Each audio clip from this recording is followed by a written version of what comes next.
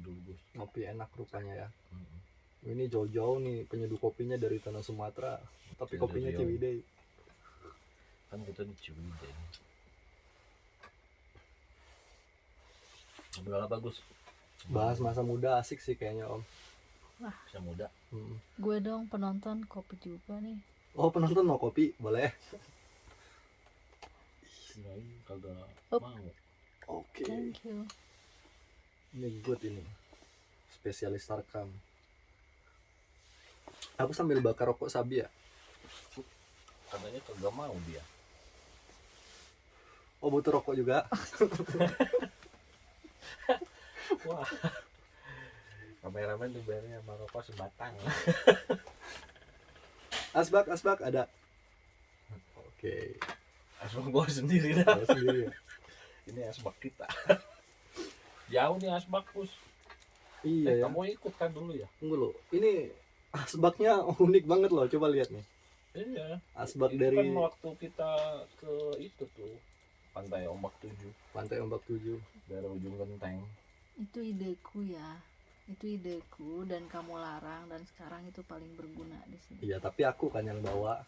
Iya, pada nggak mau bawa kan. Karena kamu yang nurut. Kagak, motor aku udah berat.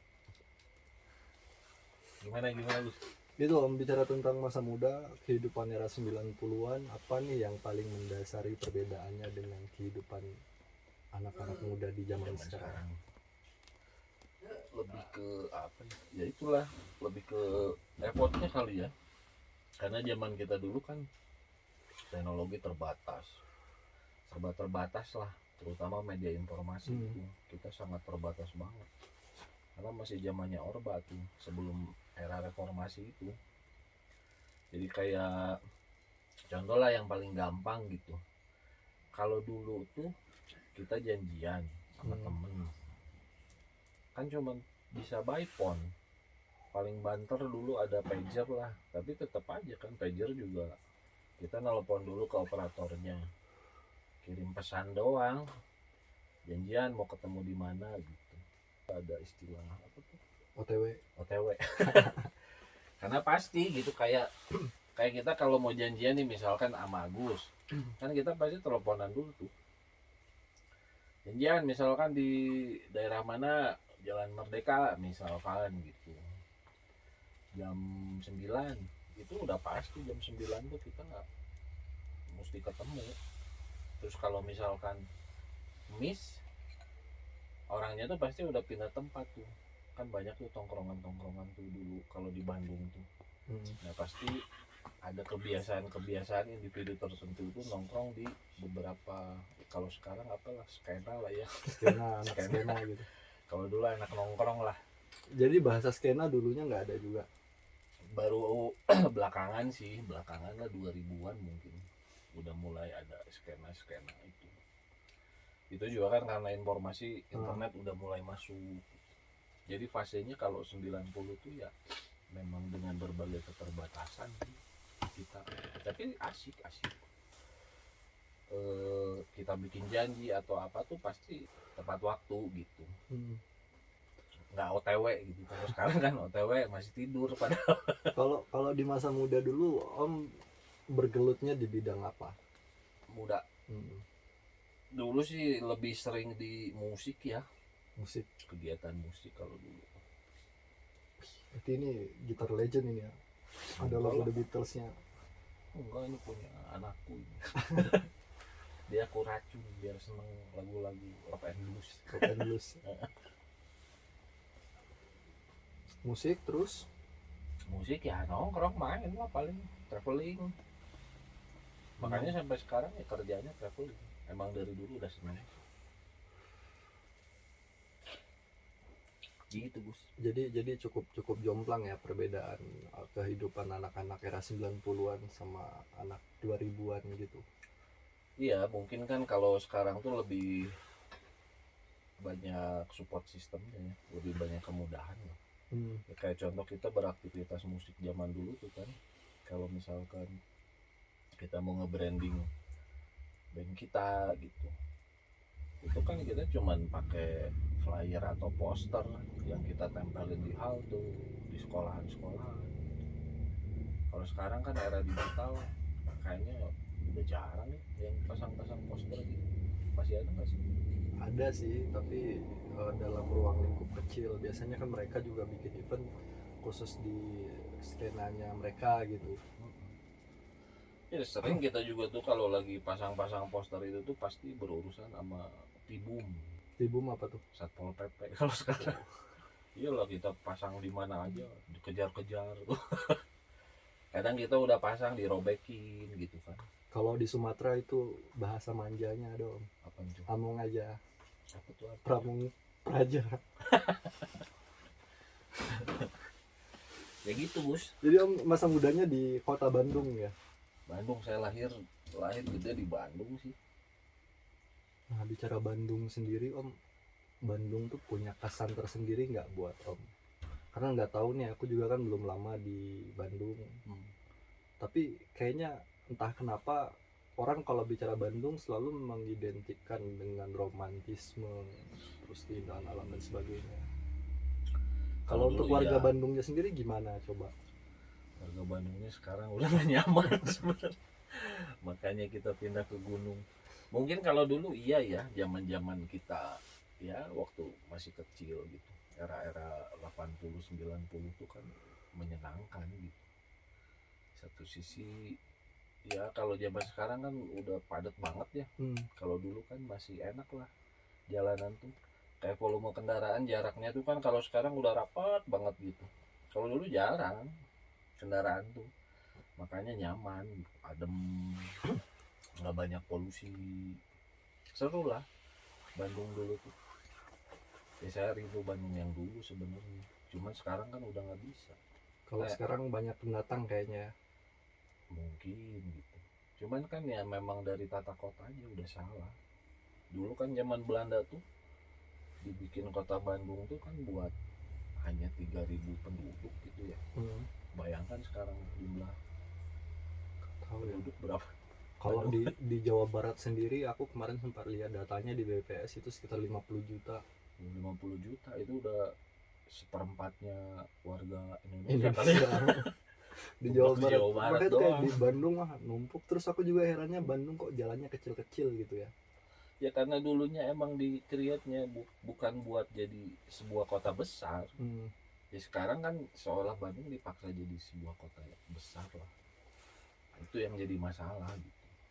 Lahan terbatas gitu. Sekarang mau ngelebarin jalan gimana? Gusur dong. Biaya ada. Pemerintah ogah lah pasti. Paling bikin jalan layang tuh ujung-ujungnya. Jadi itu sih om, kayak aku sendiri kan perantau nih. Banyak aku dapat kesan orang-orang luaran ketika datang ke Bandung jadi betah gitu. Nah om sebagai warga Bandung sendiri ada yang pengen disampaikan nggak bagi siapapun nih, barangkali penonton ada yang mau main ke Bandung gitu, gimana seharusnya tata keramanya dalam berkunjung ke Bandung? Bingung jawabnya. Masalahnya saya aja udah nggak netap di Bandung, masih di Bandung sih, Masih tapi di Bandung. Kabupaten Bandung lah, masih daerah Ciwidey di Gunung. Ya pada dasarnya sih mungkin kan dulu kayak kenapa orang-orang dulu senang punya romantisme dengan Bandung. Sebagian sih mungkin karena mereka dulu sekolahnya di Bandung, kuliahnya di Bandung gitu. Terus punya kenangan-kenangan tertentu di zaman itulah gitu. Lebih ke itu kayaknya kalau bicara romantisme itu kan. Dia punya cewek orang Bandung kali. Iya sih katanya orang Bandung. cewek-cewek Bandung cakep-cakep katanya ya, Katanya gelis-gelis gitu. nggak tahu. Kalau umuran saya sih kayaknya udah pada tua. Udah pada tua iya. Tapi aku pribadi sih kalau bicara tentang Bandung yang berkesan yaitu udaranya sejuk, terus juga orangnya ramah-ramah, bahasanya halus, beda gitu kan. Kalau aku kan di Sumatera emang terbiasa dengan logat kasar. Ya kalau dibilang sejuk sekarang udah enggak terus. Enggak. Udah panas banget sekarang. Saya aja kalau ke kota tuh karena mungkin biasa di pegunungan sekarang. Nah kita baru turun nyampe sorean aja udah bersin tuh. Berarti kan kualitas udaranya udah nggak bagus ya. Ya maksudnya secara logikanya kan gitu. Kapan Om memutuskan untuk pindah dari Bandung ke Ciwidey? Dan apa yang menjadi alasan utamanya? 2014an lah dia kayaknya, enggak sih, 2014 tuh baru beli rumahnya tuh, tapi menetapnya sih kayaknya di 2015an lah, mulai rutinnya lah. Karena kita kan sempat ke Jakarta dulu. Terus tadi apa sih? Apa yang menjadi alasan untuk menetap di pegunungan, tempat yang sejuk? Ya itu, karena orang Bandung terbiasa udara yang sejuk. Di Bandung itu udah nggak dapet. Terus kan sekarang tuh bising banget ya, nggak kayak dulu gitu. Bandung tuh adem gitu kan, makanya orang-orang suka ke Bandung. Nah sekarang tuh udah bising banget, kendaraan lah apalah. Mungkin sebagian besar orang-orang asli Bandung yang notabene lahir di Bandung kayaknya memilih tempat ke pinggiran ya kayaknya. Karena kebiasaan mungkin dari kecil sampai dewasanya adem gitu kan. Sekarang tiba-tiba dihadapi nama hiruk pikuk kota yang aku aja kalau nyetir di Bandung stres Gus. Paling males gitu. Mendingan nyetir ke hutan gitu kan, nggak ada macet, nggak ada slow living Om ya. Yang ngapa slow living tuh apa, coba jelaskan. Hidup yang santai, enjoy, STHD, santai, tenang, happy, damai. Kayak gimana tuh? Ya kayak maksudnya ketika melakukan segala sesuatu itu tidak perlu tergesa-gesa, tidak ada tuntutan waktu untuk melakukan rutinitas yang monoton gitu aja gitu. Karena kan aku secara pribadi juga punya keresahan nih tentang kehidupan di perkotaan. Aku melihat betapa banyak orang-orang yang apa ya, bisa dibilang terkurung zaman lah gitu. Zaman sekarang maksudnya? Iya, zaman sekarang kayak mereka diharuskan untuk sekolah 12 tahun pendidikan wajib ya. Pergi pagi, pulang siang, sampai pulang sore, terus lanjut kuliah lagi, begitu juga, terus kerja lagi. Jadi kayak robot aja fungsi tubuh itu, tidak ada ubahnya. Pendidikan emang penting gitu? Penting Om, penting. Nah bicara tentang pendidikan, tapi tadi ngomongnya kan gitu, kayaknya hidup itu belajar gitu. Kita dari kecil, iya, dari kecil TK, SD, SMP, kuliahan. Itu beres tahun berapa tahun biasanya kita belajar? Wajibnya 12 tahun kata pemerintah. Tapi kalau kuliah kan ya bisa dibilang sunnah lah gitu ya. Barangkali sunnah. Cuma yang disayangkan itu kenapa banyak orang masih mindsetnya itu masih mikir profesi yang ideal itu kayak PNS. Karena menjanjikan. Iya, tapi iya sih menjanjikan. Ya maksudnya buat beberapa orang kan memang menjanjikan satu profesi yang ibaratnya, apalagi orang-orang dulu lah ya. Tapi kan itu warisan feodal Om. Maksudnya di era sekarang juga aku rasa udah tidak relevan. PNS juga kan seringkali diasosiasikan sebagai abdi negara katanya. Tapi pada praktiknya ya sangat jauh lah. Jauh dari pengabdian yang sesungguhnya. Jadi mengabdinya untuk siapa? Untuk mertua. Biar jadi menantu idaman gitu. Ya bisa jadi. Nah itu sih aku bilang pendidikan itu penting. Tapi kayak sekarang nih ada juga kalimat yang cukup viral tentang SDM rendah gitu katanya. Nah pandangan Om sendiri tentang SDM rendah itu seperti apa? Dari sisi apanya dulu? Maksudnya skillnya?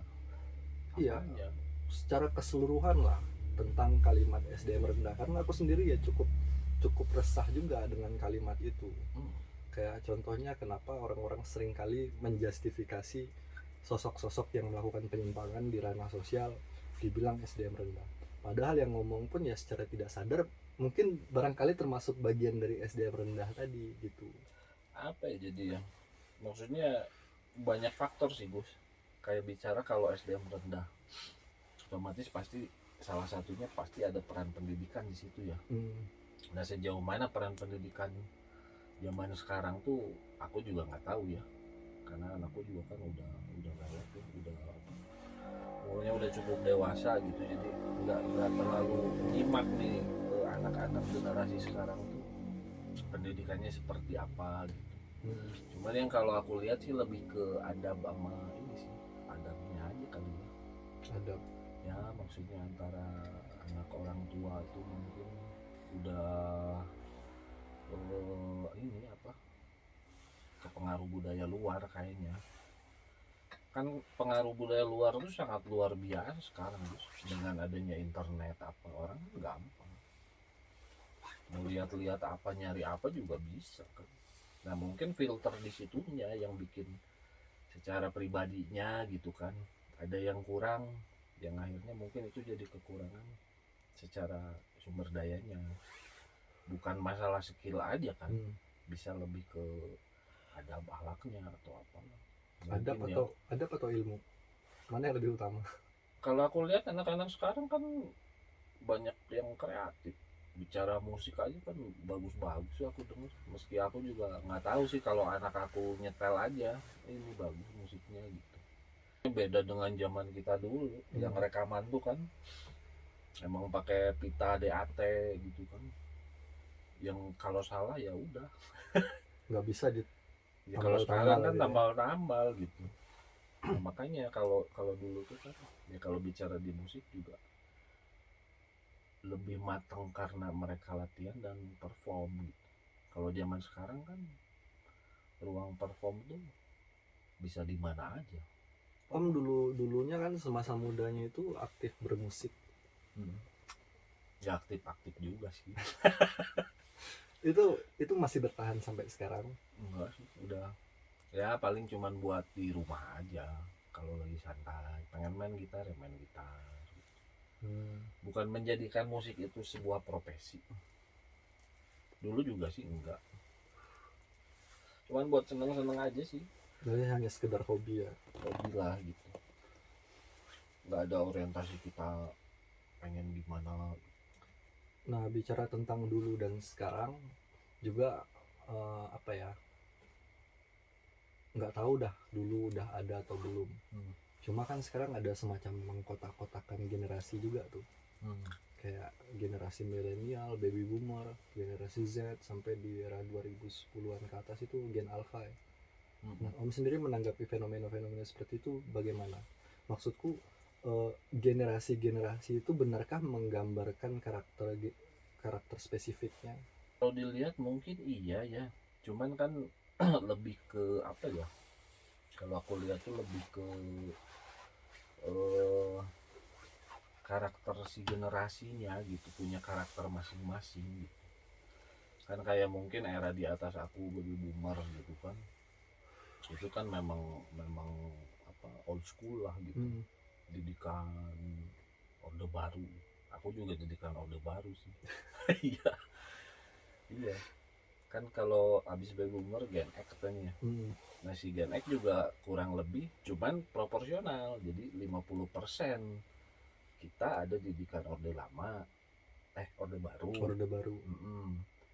Nah sisanya tuh kita udah mulai belajar teknologi lah, nggak ketinggalan banget gitu. Karena berada di masa transisi gitu. Masa transisi lah mungkin gitu saat itu tuh. Dari Cuman analog ya, ke digital. Analog ke digital. Iya benar, ke era digital. Cuman ya itu tadi karena ya kayak kita gitu. Kalau kita tuh kan dulu sempat dihajar itu Gus waktu reformasi itu kan. Krisis moneter tuh. Itu kan lumayan berdampak lah ke secara global tuh, pasti ngerubah cara pandang orang dengan adanya itu gitu. Dimana kita waktu itu kan dituntut untuk struggle gitu kan. Ya bayangin aja, anggaplah rokok yang tadinya harga 2.500 tiba-tiba bisa jadi 10.000 gitu kan. Kan kaget pasti gitu kan, karena naiknya tuh langsung. Di situ kan kita mesti menyesuaikan diri kan dalam berbagai hal itu ya. Iya. Semua berdampak. Nah balik lagi tadi si pengelompokan itu lebih ke karakternya aja sih, karena mungkin kan setiap zaman tuh selalu berubah ya eranya gitu. Jadi ya kalau dibilang plus minus pasti ada lah ya, maksudnya tiap generasi ada lah pasti, mungkin di generasi kita, terus di generasi milenial lah, terus ke Gen Z, Gen Z. Gen Z lah sekarang Ya. lah. Soalnya kalau bicara tentang Kebiasaan kayaknya Gus. kebiasaan ya. Lebih ke kebiasaan. Nah, aku tuh yang nggak habis pikir di antara banyaknya generasi-generasi tersebut, kenapa sorotannya itu selalu ke Gen Z gitu. Karena kamu Gen Z. Jadi nanya gitu. Aku iya sih, aku Gen Z ya. Gen Z angkatan pertama lagi. Makanya itu kadang suka sebel juga gitu kayak Transisi berarti. Jadi dapat juga sih bias-bias milenialnya. Kan lihat-lihat di internet seliweran gitu kan.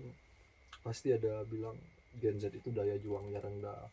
Terus kemarin juga sempat dengar isu katanya apa 80%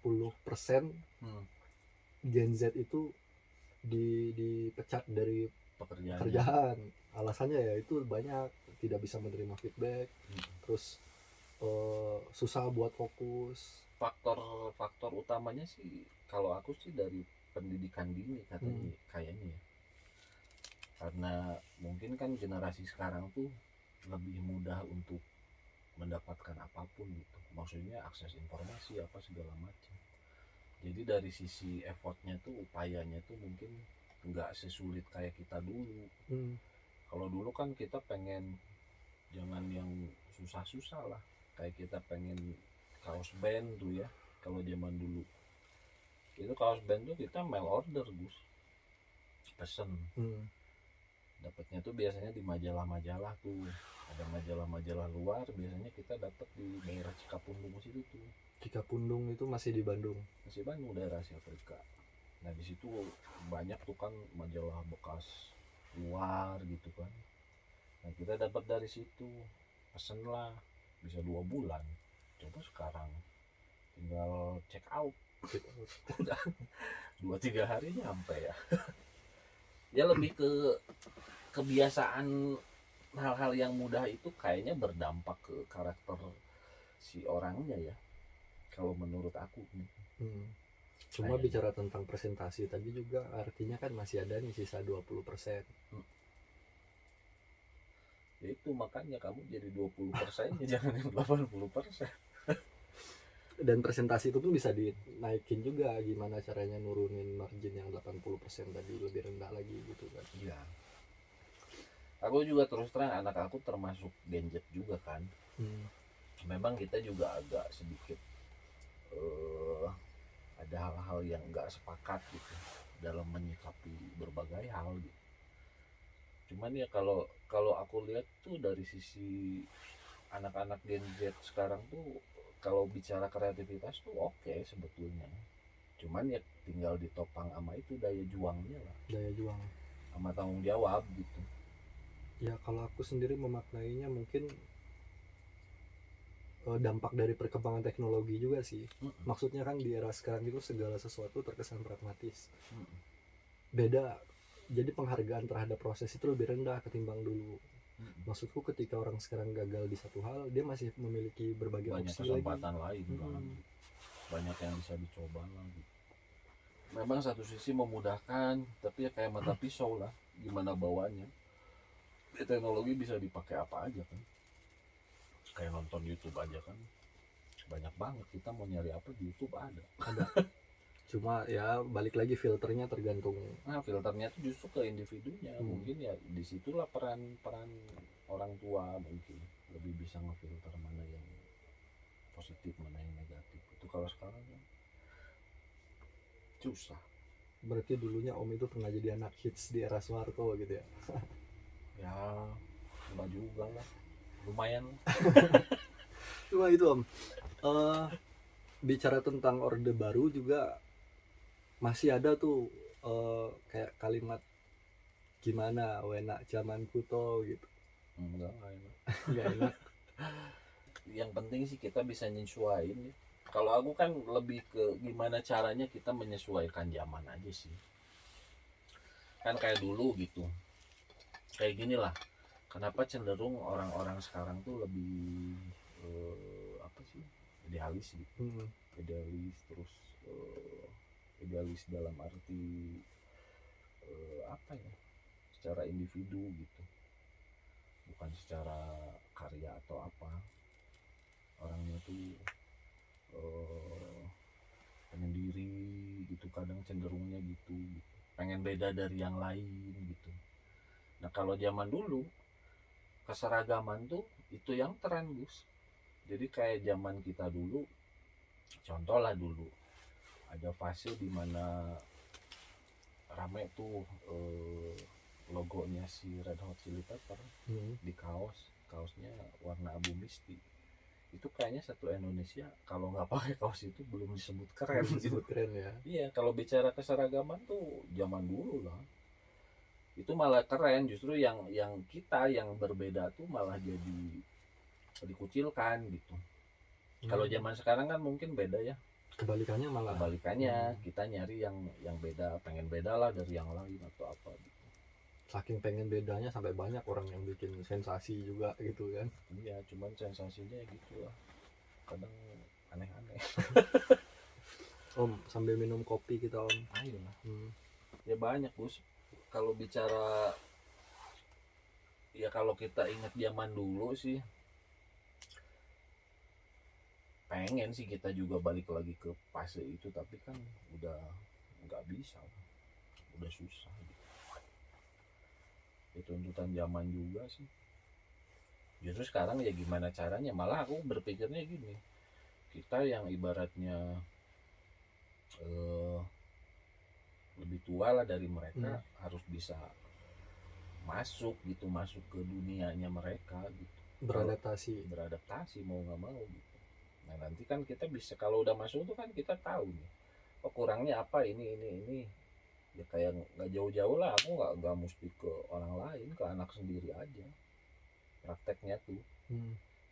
Kayak kemarin kan gitu, tiba-tiba dia mutusin pengen jadi musisi katanya.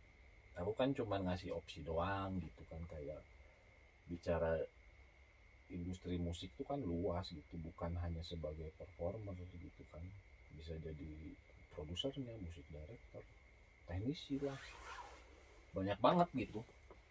Jadi nggak mesti harus jadi artis gitu. Kalau bicara profesi ya, kan ujung-ujungnya cuan nggak gitu. Malah kayaknya kan sekarang lebih gampang deh, kayak kalaupun kita berkarya gitu tanpa kita mesti masuk ke media manggung gitu. Kalau dulu kan kita punya karya tuh biar bisa diapresiasi nggak ada media, satu-satunya media ya harus sering manggung. Beda sama zaman sekarang, kita punya karya tinggal rilis di platform apa. Kalau dulu gimana, kalau kita nggak manggung mana tahu orang. Itu dia. Tapi Om bicara tentang masa lalu sendiri, masa-masa muda gitu, ada nggak kepikiran hal-hal yang dulunya berkesan itu bisa dibawa lagi di era sekarang? Banyak sebetulnya sih. Kalau di-combine sebetulnya ya, era kita dengan era zaman sekarang tuh pasti hasilnya bisa bagus. Nah cuman kan kadang titik temunya nih, benang merahnya apa dulu. Ya kayak mungkin permasalahan si pekerja itulah ya. Itu tuh kan mungkin secara kreativitasnya mereka oke. Untuk generasi kita tuh sangat ngebantu gitu, tapi kurangnya di sisi apa, itu yang mesti dicari. Ya kalau aku bilang ya itu kayak kekurangan menerima feedback gitu, kurang, nggak mau gitulah ibaratnya, kita tegur atau apa. Nah itu kan permasalahan di zaman sekarang. Terus masalah tanggung jawab gitu kan, tanggung jawab apa dalam pekerjaan atau apapun lah. Nah kalau misalkan itu di-combine kan bagus. Tanggung jawabnya dapat, terus kreativitasnya dapat. Tapi sulit sih. Sulit. Kenapa sulit? Harus dicoba. Iya itu sih, karena kenapa ya, aku sendiri memaknai zaman sekarang tuh karena kita anak-anak muda itu dari sistem pemerintahan sendiri diberikan kebebasan, jadi banyak yang terkesan pengen pengen semaunya sendiri. Ya bener kata Om tadi, idealisnya itu lebih lebih menempatkan pada karakter sosoknya gitu. Lebih egois lah, Mm-mm. bukan idealis. Ralat. Ya aku sendiri tadi pun bicara idealis tuh banyak itu juga kayak semacam jebakan juga jadinya. Kita menempatkan pada pandangan idealis tertentu sampai pada akhirnya kita eh, mengkesampingkan peluang-peluang yang sebenarnya bisa kita garap juga. Gila. Ya tiap zaman sih pasti ada permasalahannya. Entah kan kayak apa katanya kalau aku baca-baca di internet tuh, generasi berikutnya gen alpha Gen Alpha. itu lebih nggak jelas kan. Nggak jelas gimana kata aku. Ya mungkin gitu, kadang aku lihat kayak saudara atau keluarga kita sendiri juga cara mendidik anak tuh hanya dengan cukup udahlah, kalau rewel gitu tinggal puterin apa kayak tontonan anak-anak di YouTube, udah tuh anak tuh diem gini, jadi kayaknya lebih nggak aktif lagi tuh. Lebih aktif ya. Berarti penting kita untuk bisa memadupadankan tiap-tiap generasi itu ya. Ya penyesuaian lah, tapi ya mesti dari dua sisi ya. Jangan misalkan oke lah, anggap misalkan dari sisi kita mencoba memahami cara pemikiran mereka, tapi ya mereka juga mesti paham juga gitu cara berpikir kita, mesti sering diskusi. Sebetulnya kayaknya kurang ngobrol tuh. Kalau ngobrol sih kayaknya kan lebih enak ya. Ngobrol di gudang gini juga enak ya. Om, tapi kayaknya kita ngobrolnya udah cukup lama juga ya. Enggak lama gitu. Baru juga sebat ini. Sebatnya kan lama itu. Abang udah berapa menit? Berapa menit ya? Hampir 30 menit. Aku minta closing statement aja sih dari Om tentang generasi sekarang, generasi dulu. Dalam hal apa? Dalam hal kolaborasi mungkin. Aku tuh selalu bermimpi, kemarin tuh aku di Ciwidey karena aku lihat temen-temen anakku itu tuh banyak tuh kreatif Gus, mulai dari literasi, terus ada videografer lah, ada musisinya juga, termasuk ilustrator. Pengen sih ngumpulin mereka gitu kan untuk bikin sebuah karya yang bisa jadi sesuatu lah. Minimal ya untuk wilayah sekitar sini dulu lah, nggak muluk-muluk gitu. Pengen bikin wadah gitu kan, wadah ruang kreatif gitu kan, buat memfasilitasi mereka gitu. Emang kendalanya yaitu satu, komitmennya kurang kuat, jadi semau-maunya aja. Kalau misalkan lagi mood datang gitu ya. Kalau lagi nggak mood ditelepon juga nggak pernah datang. Hilang aja tuh. Contoh-contoh itu satu. Terus ya itu, terkadang aku pernah ngasih satu project ke mereka, ayo bikinin ini, ada project nih, maksudnya dengan sumber daya yang ada tuh sangat cukup gitu. Dulu ada satu apa ya, movement, enggak, tempat akomodasi pengen dibikinin video promo kitnya lah untuk medsos. Nah kan anak-anak sekarang tuh lebih jago kan, bisa ngegarap videonya, bahkan sampai musiknya bisa bikin sendiri gitu. Cuman ya itu, saat dikasih ya melarnya aja terus. Nah itu kan berarti masalah tanggung jawab. Tadi satu, komitmen, tanggung jawab, dan lebih ke itulah ya, kayak ada akhlak bukan akhlak. Itu kalau buat si Gen Z gitu. Ya kalau buat kita sih ya kita mau nggak mau lah, buat orang tua mungkin ya zaman sekarang mesti coba masuk ke dunianya, kita cari. Aku juga memang sampai titik ini belum ketemu sih benang merahnya apa nih yang bisa sinkron sama mereka gitu. Tapi ya kita berupaya, minimal ada upaya ke situ gitu. Kalau di sisi generasi kitanya gitu, lebih ke situ gitu. Mungkin nanti bisa menghasilkan sesuatu. Ya, berarti pada dasarnya tiap-tiap generasi itu bisa saling belajar juga kan, untuk bisa menghasilkan sesuatu yang menakjubkan. Iyalah, aku juga kadang kalau kayak masalah teknologi apa pasti aku minta bantu anakku. Kan kadang ada yang nggak ngerti, aduh ribet deh, bukan nggak ngerti, kadang kita juga ya karena keterbatasan memorinya, RAM-nya RAM-nya kan beda Iya, gitu. iya. Jadi ya udahlah, pasti minta tolong anak-anak kan, mau nggak mau gitu. Kalau kita juga nggak ngerti. Kayaknya Awas nanti tua. itulah Tapi kita menolak tua, Gus. menolak tua. Kita Cuma kalau bicara pasti tentang tua tua. sendiri, aku punya kutipan favorit sih yang mungkin bisa jadi closing statement dariku. Cie. Itu dari Sohobji. Dia pernah mengutip salah satu kutipan dari filsuf Yunani gitu, aku lupa siapa namanya. Dia bilang nasib terbaik itu tidak dilahirkan, kedua mati muda, paling sial umur tua. Ada bantahan nggak? Ulang apa tadi? Nasib terbaik itu adalah mati muda. Bukan, sorry, nasib terbaik itu adalah tidak dilahirkan, kedua mati muda, paling sial itu umur tua. Umur tua? Enggak lah. Enggak ya? Enggak lah. Aku sempat mikir juga ya, kenapa dibilang umur tua itu sial. Soalnya Coba dari sisi apa dulu sialnya? ya ketika kita udah tua, kita tidak bisa lagi melakukan hal-hal yang dulunya menyenangkan. Kata siapa? Bayanganku loh gitu, bayanganku tentang kehidupan di kemudian hari. Ya mungkin ketika masih muda aku senang naik gunung, aku suka motoran gitu, aku senang jalan-jalan kemana-mana. Tapi ketika udah tua ya otomatis kemampuan fisik juga terbatas gitu kan. Sofi mengalami tua enggak? Enggak, kan dia mati muda. Nah itu dia nggak mengalami fase itu gitu. Jadi mungkin apa yang dia omongin itu kan waktu umurnya berapa di saat muda gitu Iya, kan. iya. Itu kan cuma asumsinya dia. Kang Iya sih. Bongkeng masih naik gunung loh.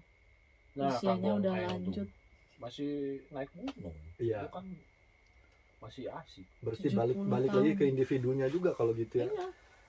Iya makanya kan memaknai ya apa sih istilahnya yang gitu, Kutipan ya. Ya relevansinya aja sih, maksudnya kan mungkin kan ada kalimat yang kayaknya keren, bagus, baik gitu, tapi kan belum tentu juga. Tetap filternya kan ada di diri kita. Multi tafsir juga kan. Iyalah. Iya. Kurang lebih gitu. Bisa jadi mungkin menyesali umur panjang itu karena mengumpulkan banyak dosa. Dari sisi itu ada juga. Ya bisa kalau aspek spiritualnya gitu. gitu. Kata ibu kameramen itu. Ya banyak faktor gitu. Kan kalau itu lebih sempit ya.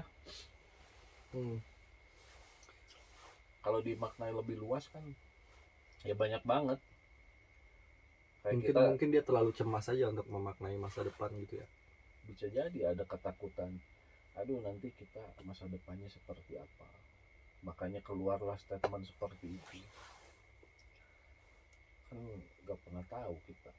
Dan mungkin bisa jadi relevan buat kita gitu kalau dia juga mengalami masa tua. Masalahnya kan dia mati muda. Nah, itu dia. Jadi kalau dia ngomong masa tua tapi dia belum mengalami, ya nggak masuk kalau ke kita. Iya. Berarti sejatinya ya kita hanya perlu menjalani dan mensyukuri hari ini gitu ya. Iya. Kedepannya ngalir aja gitu. Ngalir lah, ngapain? Dan jangan terlalu memikirkan masa lalu. Yang susah itu menyederhanakan pikiran. Iya.